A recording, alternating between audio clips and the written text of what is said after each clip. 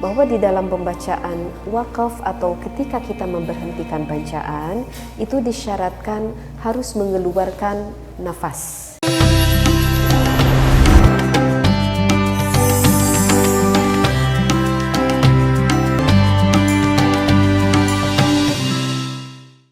Bismillahirrahmanirrahim. Assalamualaikum warahmatullahi wabarakatuh. Bismillah, alhamdulillah, wassalatu wassalamu ala rasulillah.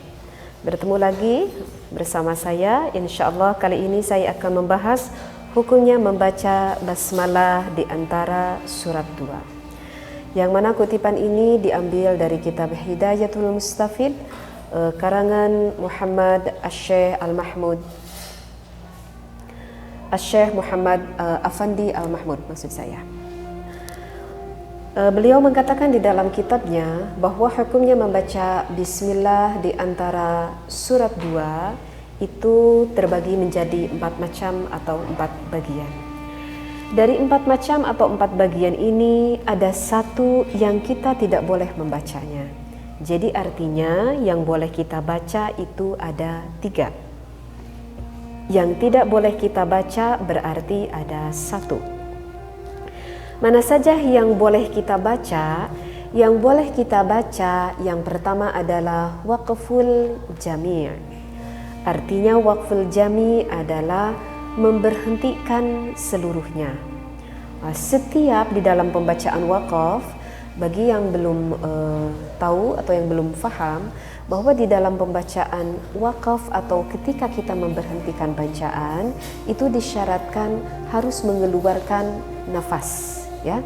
Jadi jika kita tidak mengeluarkan nafas itu dikatakan bukan diwakafkan cara membacanya, tetapi saktah, ya.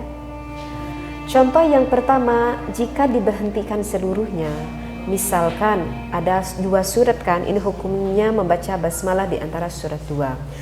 Saya mengambil contoh surat Al-Fatihah ke surat Al-Baqarah, ya. Jadi surat Al-Fatihah ke surat Al-Baqarah yang saya ambil. Contoh seperti ini. Waladdallin. Kita berhenti dengan mengeluarkan nafas, kemudian kita sambung ke basmalah. Bismillahirrahmanirrahim. Berhenti kembali, kita mengeluarkan nafas karena kita mewakafkannya. Kemudian kita membaca surat yang kedua. Alif Lam Mim. Nah, kurang lebih seperti itu ya. Jadi yang pertama yang boleh kita baca adalah waqful jami, artinya diberhentikan seluruhnya. Contohnya waladdallin.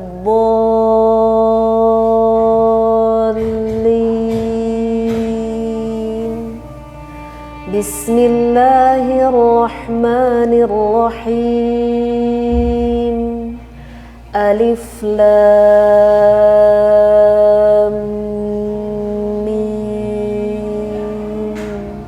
Kurang lebih seperti itu contohnya.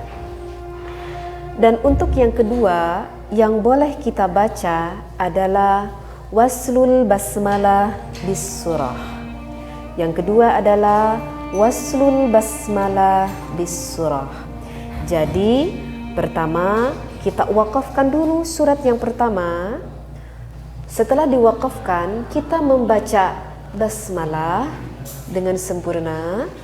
Dan diwasalkanlah akhir dari basmalah itu kepada surat yang kedua. Contohnya seperti ini. Waladdallin. Kita berhenti dengan mengeluarkan nafas. Bismillahirrahmanirrahim. Alif Lam Mim. Seperti itu ya. Sekali lagi, untuk yang kedua yang boleh kita baca contohnya seperti ini. Waladdallin.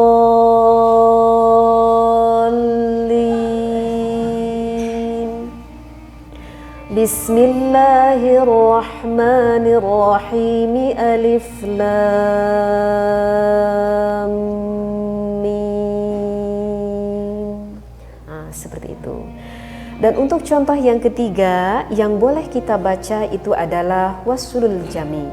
Artinya waslul jami adalah kita teruskan seluruh bacaannya, mulai dari surat yang pertama kepada bismillah kepada surat yang kedua. Contoh seperti ini.